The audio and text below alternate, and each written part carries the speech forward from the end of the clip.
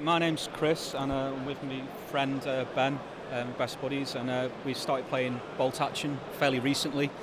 We've both been into war games for many years, and we were looking for something like this, and it scratched a particular itch. You know, when we started to play it, it kind of reignited our why we play war games. I'm very interested in historical, and I had some snowboards already made with some trees already done, so I was thinking about what I could use it for, and then we watched HBO's Band of Brothers again, specifically the Battle of Foy, and thought this would be really cool if we did that.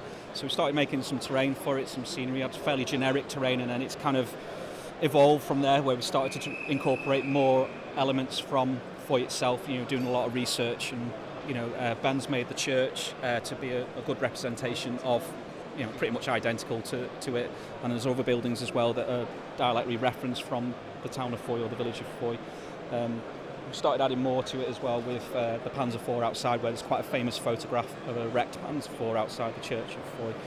So we've tried to incorporate as many rules as possible out of the Warlord games, Bolt Action, Battle of the Bulge campaign.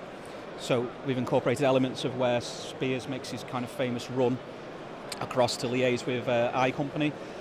So we've incorporated that into the game, where he has a length of time to get across, and also he's very hard to kill, which gives him an advantage.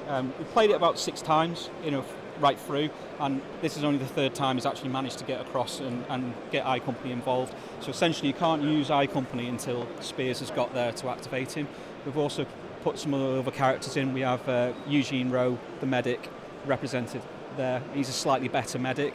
We've got Winters there, who's just basically just for character detail. He's there, and obviously Spears is here. He's just key to it. And then this is I Company, and that's the majority is E Company there. And the main objective is, we decided, was the church. Was to try and capture the church in a set number of turns. We have a Tiger tank because. In the TV series and the HBO series, the Tiger tank appears in it, but there's no historical reference for it being there at all. But it's a nice reminder for Tiger Fear, which is, if you play Bolt Action, the German army get a -1 leadership to anyone that you can spot a German tank. So it's kind of a nod to that as well. So yeah. Okay, yeah. I mean, it's a great looking table. One of the most striking things, going back a bit to the terrain, is the cracking ice. Yeah. So how do you create that effect? Well, these are Games Workshop commercial battle boards, but the originals have skulls in there, recessed in there. So I think it was a bit too. There would have been too many skulls, if you like, for a World War II battlefield. So basically, I've just covered them over with little bits of slate, and glued them on to create the kind of cracked ice effect. It's probably a bit OTT, to have something as large as that on there, but. With it all on, it breaks it up because predominantly it's white.